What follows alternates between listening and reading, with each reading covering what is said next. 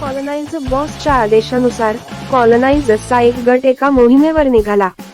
बॉसने प्राचीन प्रार्थना स्थळातील सर्व पैसा आणि मालमत्ता लुटण्याचे आदेश दिले होते. कॉलनाइजर्सच्या गटाने तसेच केले. त्यांनी भरपूर सोने आणि मालमत्ता लुटली.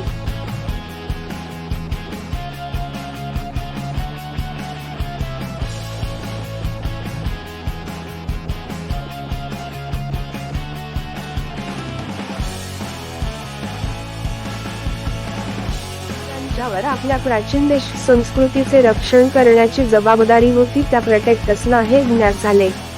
ते सर्व ताबडतोब कॉलनाइजर्सना शिक्षा करण्यासाठी आणि त्यांच्याकडून त्यांच्या प्राचीन प्रार्थनास्थळाची मालमत्ता परत मिळवण्यासाठी निघाले आणि त्याने आपली जबाबदारीही पार पाडली.